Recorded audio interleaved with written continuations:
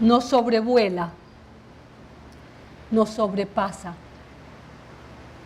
nos sobrecoge, sobresalta. Ese pájaro atormentado nos traspasa, nos trasciende, nos traspone. Ese imprevisto pájaro nos despoja, desalienta, distorsiona, nos aplaca, nos acuna, nos aroma, para terminar al fin abandonándonos. Ese indiscreto pájaro nos declina, nos decanta, nos desdice. Ese precipitado pájaro, ese pájaro precipitado que es la vida. Quise comenzar la conversa de hoy justamente leyéndoles un poema que tiene que ver cómo percibimos la vida. Algunas veces la sentimos como algo como excesivamente grande, que nos traspasa. A veces sentimos que no somos suficientes para asumirla y para vivirla, para disfrutarla.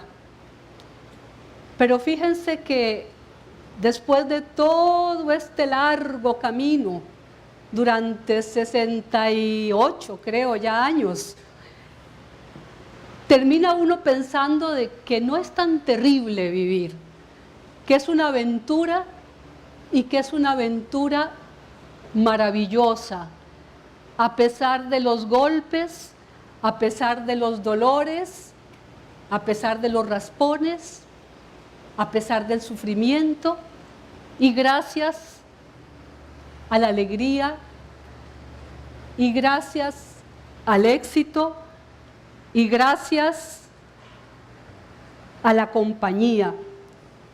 Y fíjense que titubeé antes de hablar de éxito, porque yo quisiera que nos preguntáramos cada uno y cada una de nosotras qué entendemos por éxito. Es una pregunta que quiero dejar planteada con otra más que ahora se las voy a decir para que la pensemos un poquito. En esta época de profundo materialismo, ¿qué significa realmente ser exitoso? ¿Qué significa realmente tener éxito? Yo les quiero contar un poquito sobre mi vida, que no fue exactamente lo que se conoce como un jardín de rosas. Y hay una palabra que también creo que es muy importante, que es una palabra medio complicadilla de decir, pero creo que es tendría que ser como casi un himno para cada uno de nosotros. Es la resiliencia, que es la capacidad que tenemos los seres humanos de enfrentar los problemas y sacar fuerza y sacar energía y sacar valor de ese problema para seguir adelante. Y yo creo que grandes figuras que se han destacado en sus aportes a la humanidad han sido básicamente personas resilientes, que se han enfrentado con problemas muy severos o tal vez muy pequeñitos, pero desde su perspectiva muy grandes, porque también hay que valorar eso, quién recibe y cómo lo recibe, lo que le va dando la vida. De pronto un problema que para otro es muy pequeño, para otra persona puede ser significativamente importante y terrible. Entonces, ¿cómo aprender a sacar energía y a sacar poder y a sacar resistencia y a sacar camino hacia el futuro de esa pequeña o gran cosa que nos sucede y que consideramos en algún momento terriblemente negativa? Les quiero hablar de mi madre primero, porque bueno, generalmente hay una figura muy importante en nuestras vidas y justamente en la vida mía fue mi madre.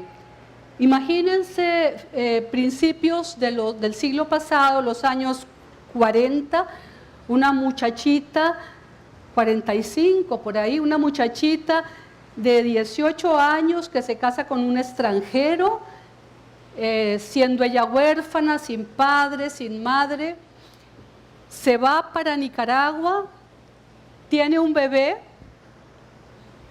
esta bebesota, y cuando tiene un mes de recién parida, después de haber parido en una mesa de la cocina de la casa de la suegra, se da cuenta de que esa no es su vida, de que lo que está sucediendo no va con ella, de que el marido tiene otras relaciones, de que ella no soporta con sus 19 años, toma ese bebé y sale huyendo. Y literalmente sale huyendo por los campos de San Carlos, por toda la zona norte del país, hasta regresar a su amadísimo Puerto Limón, donde ella había vivido una infancia plena, una infancia armoniosa, una infancia que para ella era el idilio y el Edén esperado. Pero resulta que esta muchachita viene con un bebé y viene sin un peso y viene absolutamente sola.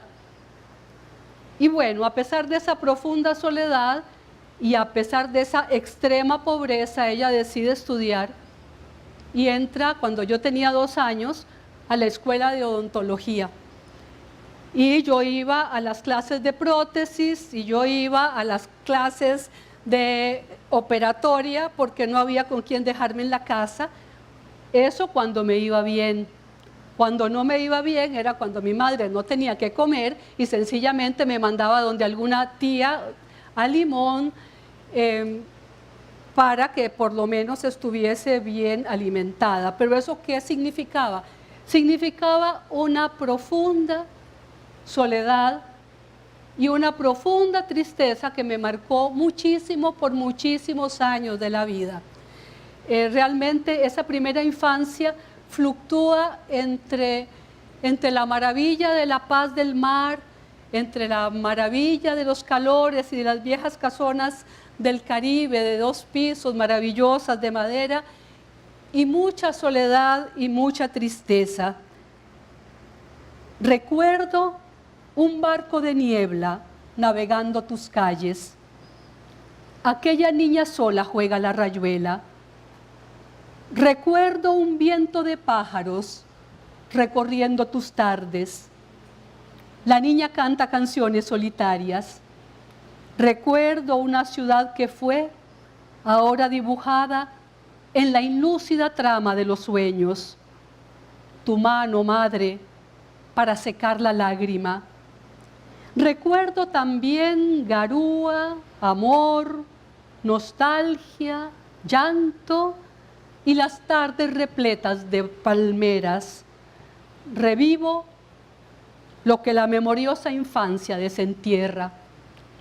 Y bueno, así siguió la vida entre escuela de monjas, cánticos, hasta que mi madre se casa de nuevo y entonces continúan los conflictos, un marido de izquierda y yo en la escuela de monjas, y yo rezaba por Hungría por un lado y por otro lado oía discusiones sobre Marx y Engels en la casa. Entonces tenía un arroz con mango que muy bien no sabía dónde era que estaba, pero estaba con algunos intervalos que de pronto mi madre pensaba que era mejor que fuera a San José a estudiar con las monjas y me fletaban para San José donde otra tía. Y bueno, y pasaban esas cosas horribles que le pasan a los niños de 9 años, como que se orinen en una cama en una casa ajena. Esas son las tragedias de las cuales uno comienza a sacar fuerzas y sacar calladita en la madrugada el colchón para orearlo, porque no fuera a ser que alguien se enterara de que esa muchachita de 9 años ya se hacía pipí en la cama. Así sigue la historia.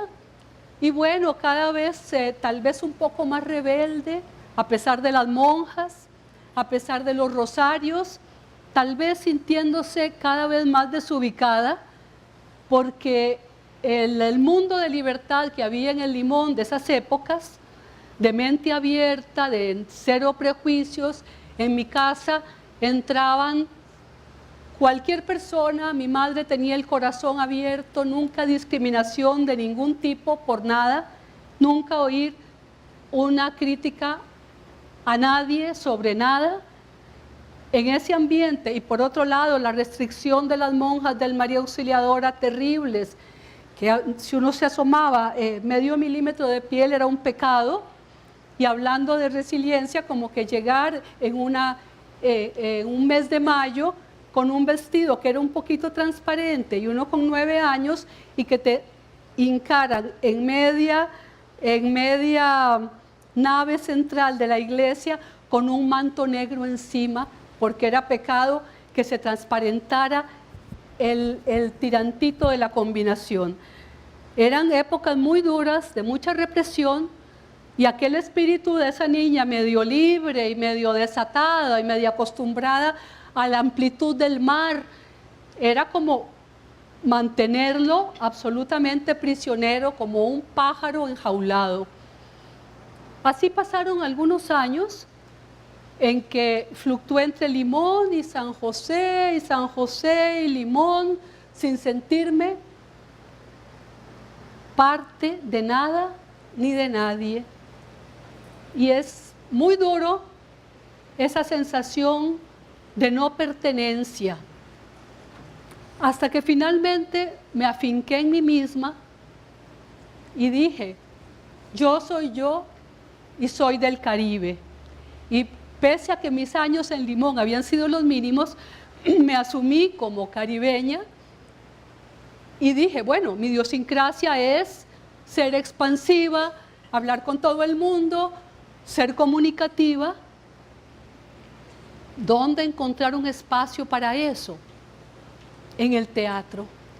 Y resulta que una vez cuando yo estaba pequeñita hubo 2 situaciones que me marcaron muy positivamente.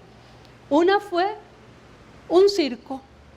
Llegó un circo a Limón y había entre aquella pobreza de un circo, imagínense, un circo en Puerto Limón en los años 56, 57, era como el destierro, como el fin del mundo, como, bueno, aquella pobre gente en aquella miseria de circo, yo los veía con sus mallas remendadas, haciendo maromas en el aire, un pobre elefante más triste con aquel calor espantoso que no se aguantaba, y un borriquito todo despellejado, posiblemente sarnoso, pero apareció una niñita bailando, vestida de rumbera, llena de vuelos y de encajes y de moños, tendría 12 añitos, sus tetitas ahí apretaditas con una especie de blusita chiquitita, y se subió al borriquito y empezó a cantar, y me acuerdo la canción todavía, decía, ya vienen las elecciones y todo el mundo viene a votar,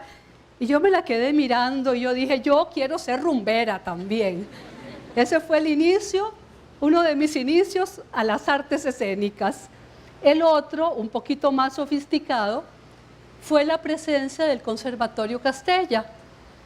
El conservatorio que fue y es y sigue siendo un espacio mágico donde suceden las cosas más impensadas, y más en ese momento cuando estaba ese gran hombre que fue Arnoldo Herrera dirigiéndolo.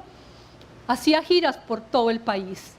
Iban a los lugares más insólitos, a Nicoya cuando no había carretera, andábamos, bueno, después yo me uní en ese momento todavía no podía pluralizar, yo todavía no estaba ahí. La cosa es que llegaron a Limón e hicieron una presentación en el cine de las matinés y de los vaqueros. De pronto hubo teatro, hubo música, hubo poesía, hubo danza, y yo quedé absolutamente alucinada y yo dije, yo quiero estar ahí. Y les digo, cuando uno quiere con vehemencia algo, ese algo se alcanza. Tarde o temprano, ese yo quiero estar ahí y yo quiero ser rumbera. No llegué a tanto porque no puedo cantar, pero bueno, en todo caso, en algún momento de la vida, cuando uno realmente desea algo y se empeña por algo, ese algo se transforma en una maravillosa y única realidad. En 4º año del colegio, entré al Castella y comenzó la etapa más maravillosa de mi vida, pese a que yo escribía desde siempre, desde que tenía como 11 años. de que mi vocación de rumbera no había pasado de las veladas en el colegio donde bailaba flamenco, mi concepción de flamenco, que quién sabe qué diantre sería eso, pero bueno, donde decía Lorca, que fue mi pasión siempre, a los 13 años en el Colegio de Limón, yo decía Lorca, y todavía hay gente que se acuerda de eso, de esa etapa que para mí fue también maravillosa. La cosa es que entré al Castella y ahí el mundo cambió. Ahí encontré a mi familia, a mi otra familia, porque a propósito, en esta familia inicial solamente la madre existió. Yo conocí a mi padre cuando yo tenía 14 años. Había estado preso en Nicaragua porque intentó pasar armas para Somoza en la época de los primeros intentos de derrocamiento. Incluso hay un monumento por ahí en Managua, Julián Salaverry, un vasco que llegó a Nicaragua, etc. Pero pese a mi respeto por su lado ideológico y por su compromiso, el compromiso familiar, como suele suceder, y abogamos y esperamos que eso cambie, no fue tal con la familia. Yo conocí a mi padre cuando yo tenía 14 años y a mi madre de vez en cuando le llegaban 20 pares de zapatos, porque a mi madre le gustaban mucho los zapatos, pero no le llegaba un peso para comer. Entonces, la vida de ella fue una vida muy compleja, muy complicada. Después regresó a Limón, ejerció en Limón su profesión, se comprometió hasta lo último con Limón, ahí vivió siempre, pero mi padre fue una estrella o un, no sé, un agujero negro más bien. No sé, algo que pasó por mi vida y que realmente yo no conocí nunca a profundidad. Quedaron de mi padre unas hermanas maravillosas. Hay una mujer maravillosa que se llama Cuta Salaverry, Rosa Salaverry, que fue una mujer profundamente comprometida en el proceso de liberación de Nicaragua, una mujer que incluso perdió un hijo de 19 años en la guerrilla. Otra hermana que es pintora maravillosa, o sea, quedaron de ese padre al menos 4 hermanos que justifican su paso por el mundo. Pero relación de padre yo nunca la tuve. Fue complicado porque, cuidado que me puedo poner a llorar, qué pereza. Durante muchos años yo me subía a los buses y miraba a los señores que iban en el bus pensando, ¿será este mi papá? Este se me parece a un par de fotografías añejas que tenía mi madre en el fondo de un cajón de un ropero muy grande que todavía me acuerdo que era un ropero verde. Y yo todos los días, cuando estaba muy pequeña, abría ese cajón, sacaba la consabida caja de galletas donde se escondían los secretos más profundos y ahí aparecía una foto de Julián Salaverry y esa era mi imagen de padre que yo eventualmente trataba de encontrar cuando andaba por la ciudad. Después de esa época del Castella, que fue una época muy intensa, muy linda, de mucha creación, con ese gran papá que era Arnoldo Herrera, que nos acogía.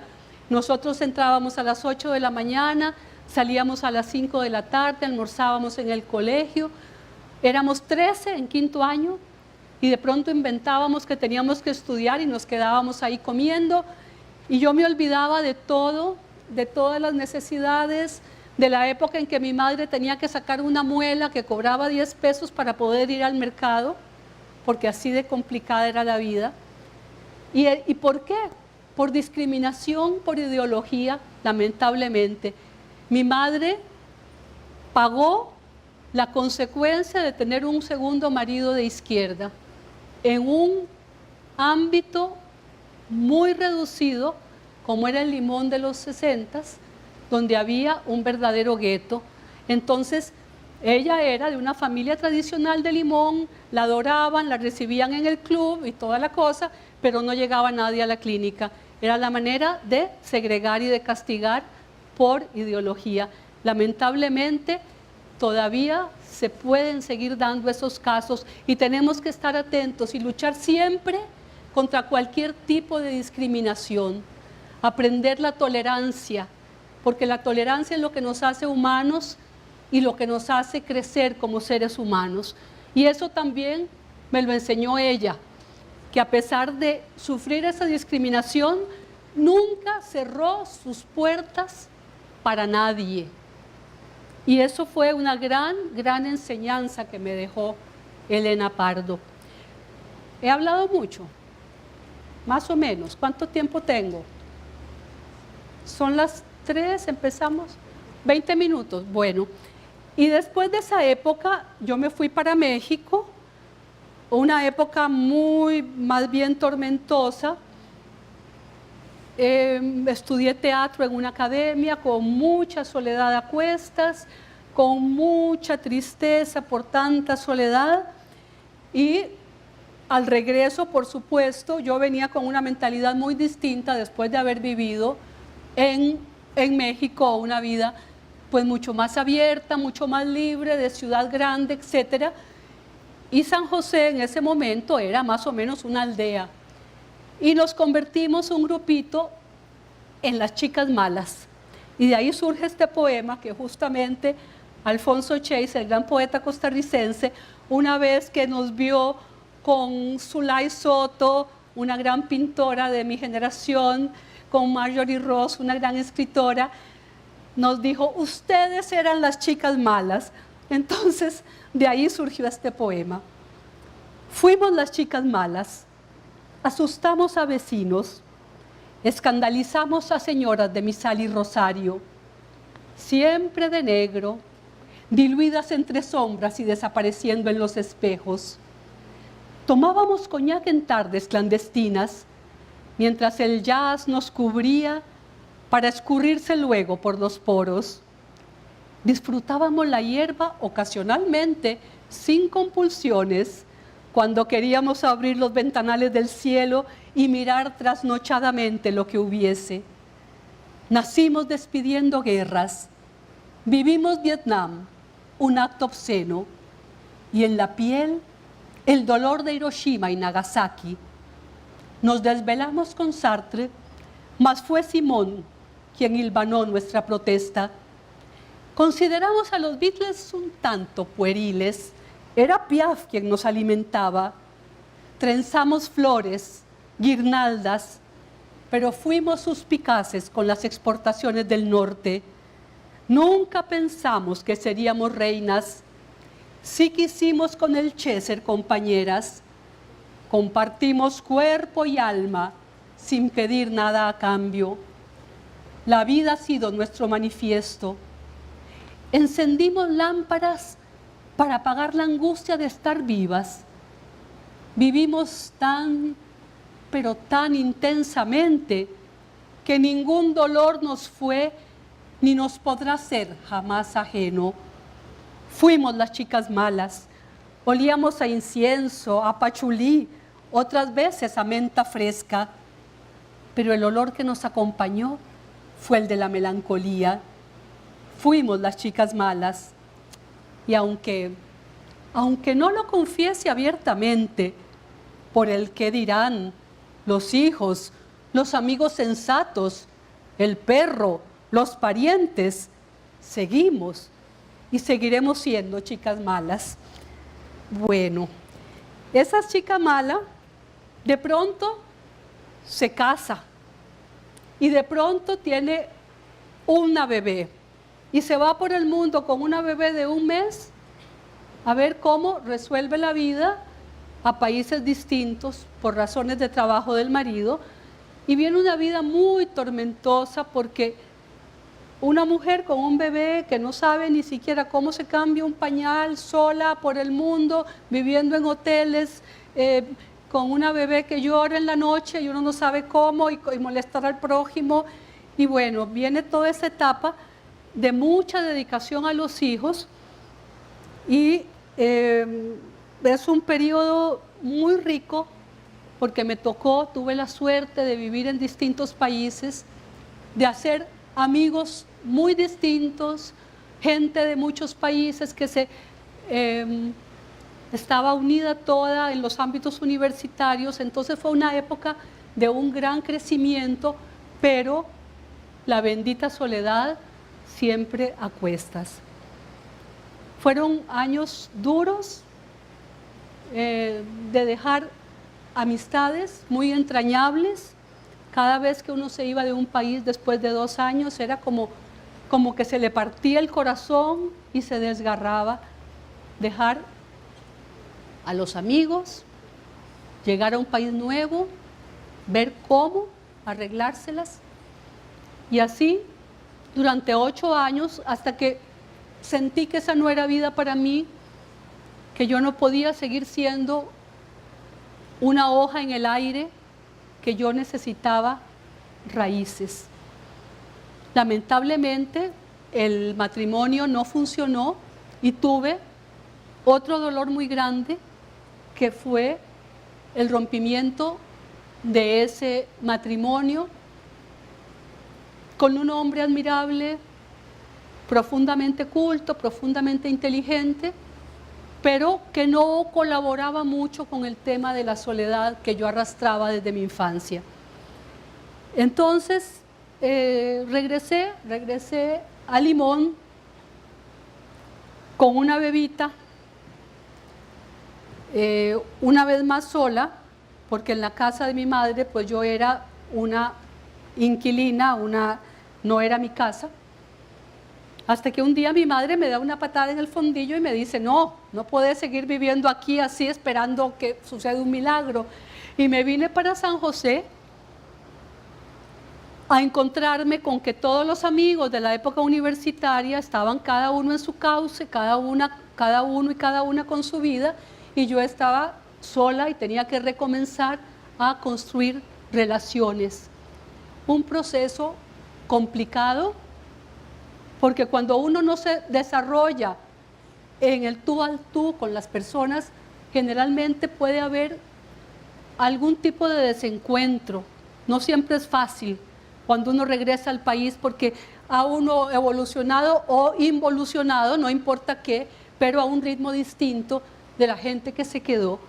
Entonces fue otro choque muy profundo que quedó definido cuando me encontré a una hija mía, la hija mía, que había vivido en Dominicana, de puertas abiertas, donde todo el mundo te recibe en su casa, donde se conversa con todos en los famosos corredores, con las mecedoras. En Limón, que la vida también tiene eso del Caribe, ella iba al mercado y conocía a todo el mundo, desde los bomberos para adelante, todos eran amigos de ella. Y me la encuentro detrás de una puerta con 2 años y medio llorando, y cuando le pregunté, ¿qué te pasa, mi amor?, me dijo, mami, qué lo gente. Bueno, casi me mata. Si ella quería gente, yo también quería gente, porque la soledad pesa mucho. Entonces no nos neguemos a construir afectos, no nos neguemos a buscar apoyo en los demás, no nos cerremos a nuestros mundos personales, aprendamos a compartirnos, porque es importantísimo la mano amiga, el respaldo, el cariño. Y bueno, y ahí comencé a ver cómo hacía, y mi primera incursión al mundo fue retomar una de mis pasiones. Yo había estudiado arte dramático en México y escribía desde la adolescencia. Pertenezco a la generación de Alfonso Chase, de Jorge de Bravo, de Julieta Dobles, de Laureano Albán. Éramos el círculo de poetas costarricenses. Yo me desligué de todos ellos justamente por el desplazamiento, y bueno, decidí que seguía escribiendo y que volvía al teatro. Y por algunos años estuve haciendo teatro muy intensamente y muy satisfactoriamente,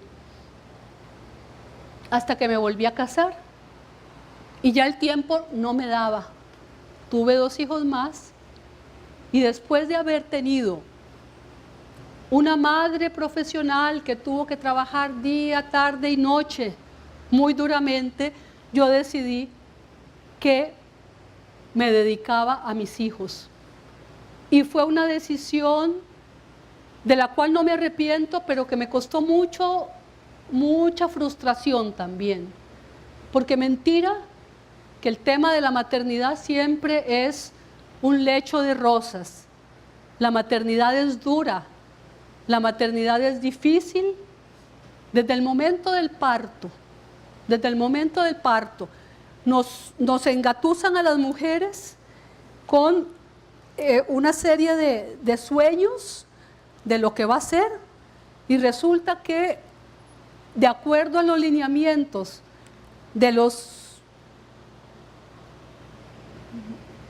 hombres, a los lineamientos de las sociedades patriarcales, ni siquiera tenemos nosotras injerencia real sobre lo que significa el parto. No es de pañales de seda, ni de sábanas blancas, ni encajes, ni esperanza. No, esos no son los temas de este manojo de palabras. Hablo de la maternidad como tortura. Hablo de agujas que irrumpen en tu piel desprevenida. Hablo de torniquetes, de sueros para inducir el parto, de retortijón, de miedo.